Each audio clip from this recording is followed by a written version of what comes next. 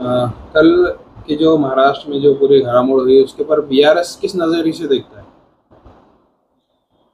BRS को पहले से मालूम था ये सब महाराष्ट्र के अंदर में होने वाला है। ये 6 महीने से ये प्रोग्राम बन रहा है। ये एक दिन में हुआ प्रोग्राम नहीं है, स्क्रिप्टेड है। ये तय करके किया गया हुआ प्रोग्राम है। हिंदुस्तान के अंदर में भाजपा का प्रोग्राम ही है मजबूत किस्म के सेकुलर जमातें जो काम कर रही है उनके पीछे जांच एजेंसियों को लगाकर उसको तोड़ डालना और जाले में लाकर उसको कैच करना।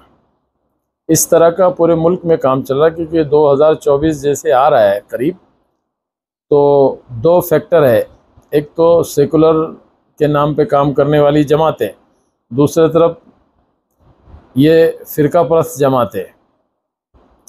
इसके अंदर में जिन स्टेटों में जो सरकारें मजबूत है और काम कर रही है, तो उसका कैच कैसे करना, उनके पीछे कैसा निज़ाम लगाना, उस स्टेट में माहौल कैसे ख़राब करना, लिंचिंग का मामला हो और किसी हिंदू मुसलमानों में दरार पैदा करने के लिए कोई मामला हो, हर तरह के बीजेपी के पास उसके थैली में अनेक मुद्दे हैं।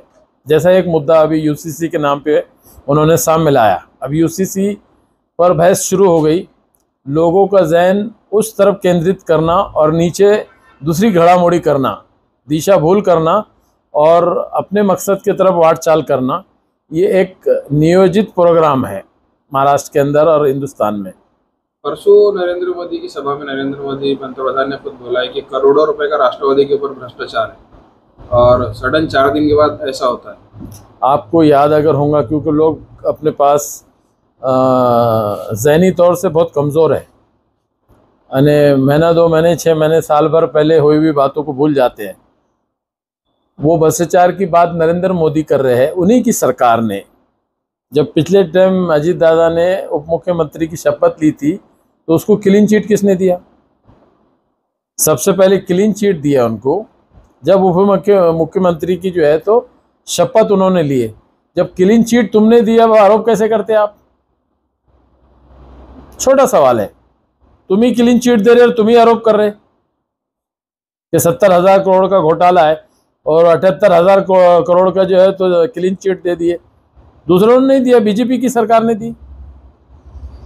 और इसके अंदर आप कैसा देखते हैं कि राष्ट्रवादी के अंदर कुछ जो पिछले 2 हफ्ते में घड़ामोड़ चल रही है अध्यक्ष को लेके, राष्ट्रवादी कांग्रेस पार्टी में जो पार्टी के जो अध्यक्ष है जयंत पाटिल साहब, ये राष्ट्रवादी कांग्रेस पार्टी के शकुनी मामा हैं। इन्होंने इस घर के अंदर में पिछले 1-1.5 साल से माहौल ख़राब करना शुरू किया है। मुझे तो ऐसा लगता है कि वो भी कहीं ना कहीं बीजेपी के एडजस्टमेंट में है, उनकी भी दुकान अलग से लगी हुई है। जिस तरह से अल्पसंख्यक, दलित, ओबीसी लोगों के साथ में जिस तरीके का मामा शकुनी का व्यवहार होता है, उस तरीके का मेरे साथ भी उन्होंने व्यवहार किया। मैंने जो पार्टी छोड़ा, ये हमको अंदाज़ा हो गया था कि पार्टी में सब इस तरह का माहौल चल रहा है, ये पार्टी पूरी टूटने वाली है और भाजपा के साथ जो है तो शमूलियत हासिल करने वाली है। तो अफसोस इस बात का है कि जो लोगों ने सेकुलर के नाम पे इनको जो वोट दिया है, हमारे एक कार्यकर्ता ने कल ही इलेक्शन कमिश्नर को लिखा है कि जो हमने वोट सेकुलरिज्म के नाम पे हिंदुस्तान में जिन पार्टियों को दिया है, हमारे वोटों को वापस करने का कोई कानून बताइए, या उसको कैसे वापस करते हैं वो बताइए। हमने चिट्ठी लिखा है, वो आपको भी दे देते हैं हम। यानी क्या तुम इंसाफ कर रहे हैं लोगों के साथ, आम पीपल के साथ खिलवाड़ कर रहे हैं, जिनके खिलाफ वोट ले रहे हैं उन्हीं के साथ जाके आप बैठ जा रहे हैं। बीआरएस जैसे पार्टी को बदनाम करने के लिए बी टीम कर बोल रहे थे कल तक, और आज तुम उन्हीं के साथ में जाके बीजेपी के ए टीम बनकर बैठे हैं।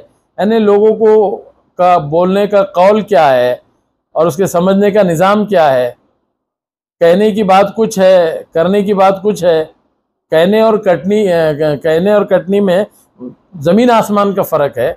इस तरह की भूमिका से हिंदुस्तान में अभी कल तक जो है पवार साहब जिस तरह की बात कर रहे थे, आज बोलते कि भाई मैं कोर्ट में नहीं जाऊंगा, लीगल एक्शन नहीं लूँगा, लोगों के दरबार में जाऊंगा। तो क्या मतलब है? तुम्हारे घनिष्ठ प्रफुल्ल भाई पटेल देश की कार्य अध्यक्ष है, सुनील तटकरे, खासदार भुजबल साहब, दिलीप वळसे पाटिल, ये बगैर पवार साहब के कैसे जा सकते हैं? विरोध जा ही नहीं सकते, मर जाएंगे नहीं जा सकते। मैं बता रहा हूँ इतने कट्टर लोग हैं। तो इसी पे से समझ जाओ कि ये घर में का बना हुआ स्क्रिप्टेड है। ये 2-3 किस्म का राष्ट्रवादी में फैक्टर है। जयंत पाटिल का एक फैक्टर है और अजीत दादा पवार साहब के बीच में घर में बना हुआ एक फैक्टर है, जहां तक मेरी जानकारी है। इन लोगों ने माइनॉरिटी के साथ कभी इंसाफ नहीं किया, ओबीसी के साथ कभी इंसाफ नहीं किया। हमने 25-25 साल डालने के बाद इनका असली चेहरा हमने देखा है और वो असली चेहरा लोगों के सामने हम लाने वाले हैं। ये लोग सेकुलरिज्म के नाम पर, ये कलंक है इस देश के अंदर में। ये सेकुलरिज्म के नाम पे सिर्फ बातें करते हैं और कुछ पदे देना भी है तो ऐसे भंपक लोगों को देते हैं जिसकी औकात 10 वोट नहीं दिलाने की है उसको राज्यसभा, जिसकी 10 पैसे की औकात नहीं उसको राज्यसभा, जिसकी 20 पैसे की औकात नहीं उसको मिनिस्ट्री, उसको एमएलसी। और काम करने वाले मजबूत कार्यकर्ताओं को, जो लोगों के बीच में रह के लोगों के निज़ाम में रहने वाले लोगों को घरों में बिठाने का काम करते हैं। इससे ही मालूम होता है इनकी कहने और कटनी में बहुत फर्क है।